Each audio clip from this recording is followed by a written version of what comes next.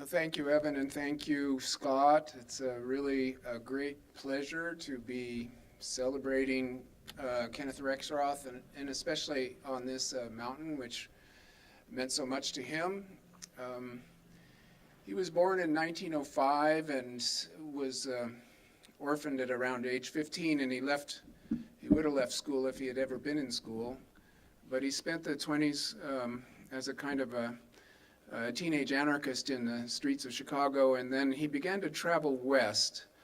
And I want to read to you his own description of one of his first hitchhiking trips out to the American West from Chicago. And at this point, he would have been about 17 years old, so it would be in the early 20s. I hitchhiked up the Skagit River to Marble Mount, where in those days the road ended. This is in Washington State, near the Canadian border. From there on, around the headwaters of the Lake Chelan and down to the Columbia River was a roadless wilderness, the heart of the highest Cascades. At Marble Mount was a ranger station where I got a job. I didn't know anything about work in the woods. I went up Cascade Creek and over Cascade Pass and down into the Chelan National Forest. This was some of the wildest country in America, and I had never been in real mountains except as a child, sightseeing in the Alps. Off I went with a rucksack on my back with a week's supply of food and a couple of light tools and a crosscut saw and axe. I had no pack horse and nobody to give me any advice. I did what seemed to need doing to clear the trail. I sawed it open. In one of our tool caches, I found some dynamite and an auger. At that cabin, I camped with an old hard rock miner who said I was wasting my energy. He showed me a little elementary powderman technique. After that, I blew open the windfalls. I bored a hole in the log, put in a little powder in a cap, and blew it to pieces. On the way back on the other trail, which was extremely rough and steep, I blew my way out of the country. But going in, I sawed my way.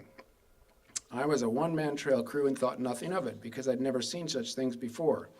I got back probably the happiest boy who ever lived. One weekend I was above Lake Chelan with Glacier Peak far off across the steep canyon to the west. It didn't look particularly near. I was not deluded by the distance, but I was deluded by the apparent ease of access.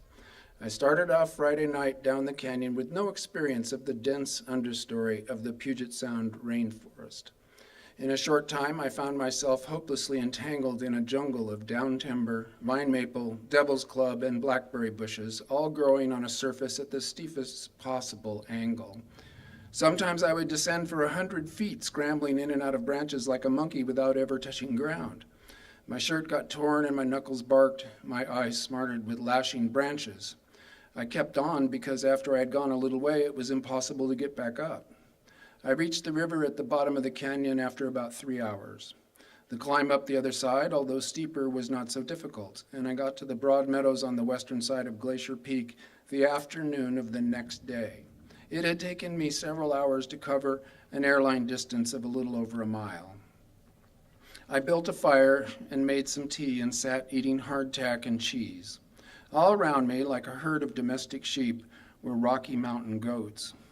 As the sun set, just like domestic kids and lambs, the young ones played over the grass, up and down the hummocks and protruding rocks and down timber at Follow the Leader and King of the Mountain. To the southwest, the great mountain rose up, covered with walls of ice. There was no one near me for many miles in any direction. I realized then, with complete certainty, that this was the place for me. This was the kind of life I liked best. I resolved to live it as much as I could from then on. By and large, I've kept that resolve, and from that day, much of my time, and for some years, most of my time, was spent in the Western Mountains. So he and his young wife moved to San Francisco when they were about 22 in 1927, and as he said, they decided to stay here and grow up with the town. And a lot of the time, his trips were into the High Sierra, and most of his best poems are about the High Sierra of California. But as a closer and more frequent place to go, he would come here to the Marin County, and specifically to Devil's Gulch in what is now Samuel P. Taylor State Park. And so this is one of the reasons that we're celebrating poetry in the parks is that Rexroth himself wrote a lot of his poems in what is now one of the state parks. So it's also true that we're in an amphitheater that was just described to us by the local ranger as being the work of the CCC, and the CCC is one of the great projects of the 20th century of keeping Americans alive and fed through the worst part of the Depression. It was part of the WPA, and many American writers were also kept fed through the Depression by given writing projects by the WPA, so that the WPA guides to each of the states were often written by prominent writers, and the WPA Guide to California from the 30s was partly written by Kenneth Rexroth, who wrote the section on Yosemite and the section on Sequoia. They're well written. And he also wrote an entire camping guide called Camping in the Western Mountains, commissioned by the WPA, but never published. You can find it now online, however, and we all owe a debt to Ken Knabb, who has done a great job of putting Kenneth Rexroth's writing for the San Francisco Examiner and for the Bay Area Garden online. And Rexroth helped to form California culture. He was always a little bit ahead of the zeitgeist here, and his interests later became interests that we think of as being California interests. He was an organizer of KPFA. He started to write for the papers on a weekly basis, and for the readers of the Bay Area, they were lucky to have a newspaper that was giving them an education in the humanities, in the classics and in modern literature and in Asian cultures and in the mystical tradition. A tremendous public intellectual and really a formative figure for our California culture that we've all enjoyed ever since. So I'm going to read to you a section from this WPA book of his, Camping in the Western Mountain, which includes detailed instructions on how to pack a horse and how to build a backpack from scratch, stuff that now is less relevant, but the whole book is still worth reading. And this is just one of the excerpts. And it's from a chapter called The Camp, and is essentially how to organize a camp. Pick your companions carefully. Be sure they can adjust themselves to coordinated group work. Examine yourself. Be sure you can and do. Nothing will spoil a trip more effectively than someone who bickers and shirks his responsibilities. Then divide up the work either permanently or in regular rotation. Be sure the work is equally divided, and then stick to those divisions. The ideal camp is a miniature anarchist community straight out of Kropotkin. Each goes about his appointed task quietly and efficiently. The functions of the group are shared with spontaneous equality. Problems are settled by consultation rather than controversy. And whatever leadership exists is based solely on experience and ability. The mountains and glaciers, the forests and streams of America are a heritage shared equally by all the people. And they are not simply recreation areas, but training grounds for group living and group sharing. Each group that hikes or rides along the trail by day, contented and alert, and makes camp at night decently in good order, is a sort of test tube or kindergarten of the good life. So don't forget, when it's your turn to wash the dishes, the centuries are watching you.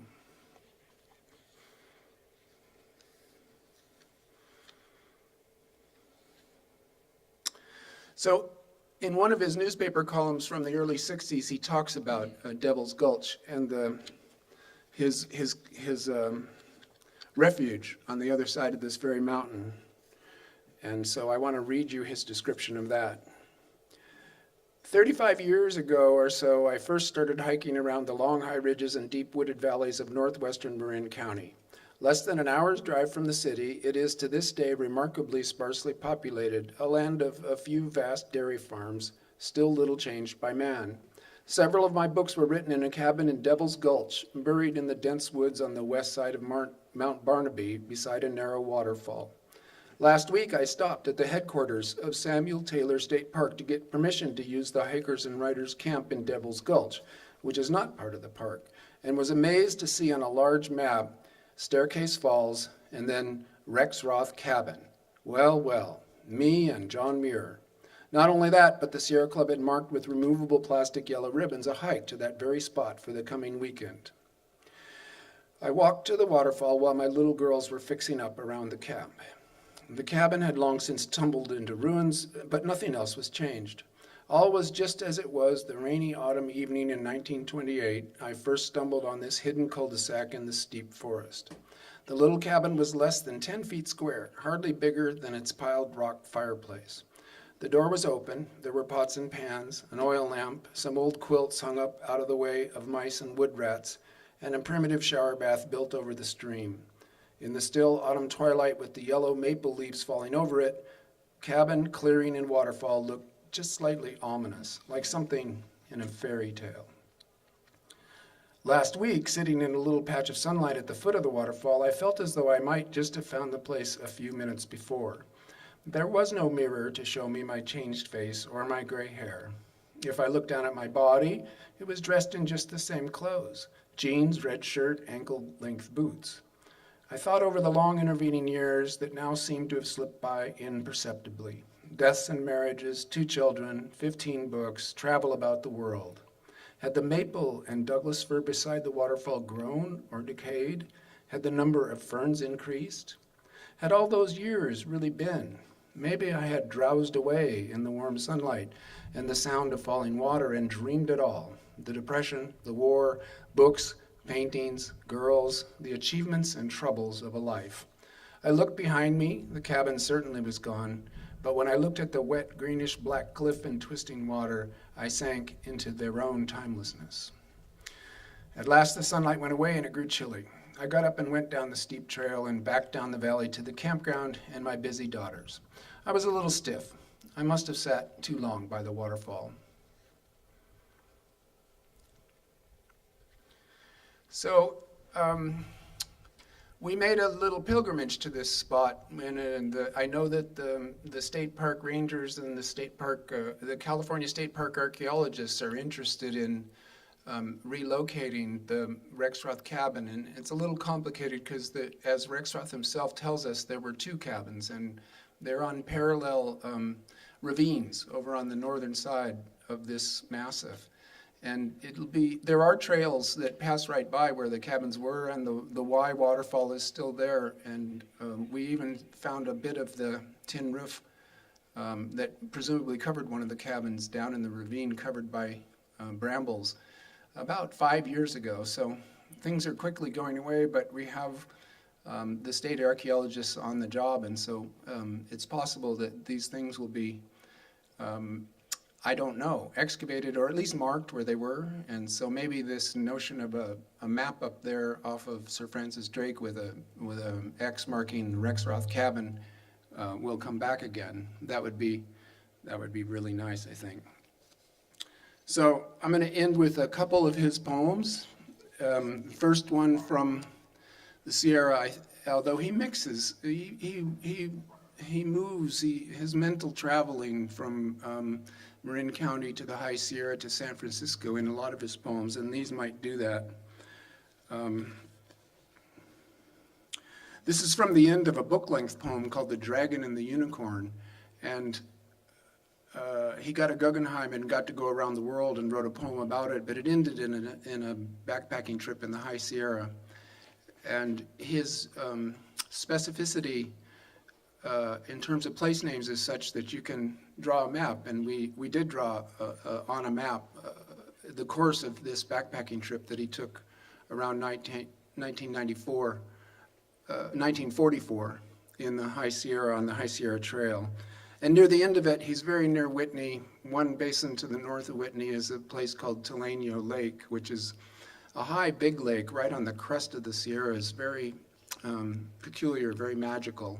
And so his trip ended there, and he knew that was the magic spot. And it's odd to go there, actually. And when you're at Teleño Lake, at parts of the lake, you can look up to the south and see people on top of Mount Whitney. There are scores per day, sometimes hundreds per day, and they're all talking on their cell phone, which has a direct connection down to Lone Pine. And it's kind of a zoo on Whitney. The attraction to numbers, to being the highest, to these superlatives, these abstractions have drawn an enormous number of people there. You have to win a lottery to get a permit to go to the top of Whitney. And then just 5 miles north of it is Teleño Lake, a much more obviously magical spot that nobody ever goes to. So I guess that's the way it should be. But this is where this poem ends. At 12,000 feet, the perfume of the phlox is like a drug. Far off, the foxtail forest on Bighorn Plateau is orange and black-green stubble. Clouds are rising in the distance beyond Milestone and Thunder Mountains. I glissade down the long snowbank of penitence to the shores of Teleño Lake, barren as the moon. I break the thin crust of bubbly white ice and drink the black, tasteless water. I climb to the final ridge and look out of the windows in the 14,000-foot arête. At my feet are the bluest polemonium and the most crimson primrose, and far away, the russet Inyo Mountains rise through gray desert heat. In the evening, by the flaring campfire of timberline wood, full of pitch and incense, I read Buddha's farewell to his harem and watch the storm move in the night, the lightning burning a fire from peak to peak, far below me. Christ, the good people are the bad people, and the bad people are the good people. The world is going to be destroyed any minute now, so live. And Buddha, at the center of being is the act of contemplation, unqualified, unique, unpredictable. As long as we are lost in the world of purpose, we are not free. I sit in my 10-foot square hut. The birds sing, the bees hum, the leaves sway. The water murmurs over the rocks. The canyon shuts me in. If I moved, Basho's frog would splash in the pool.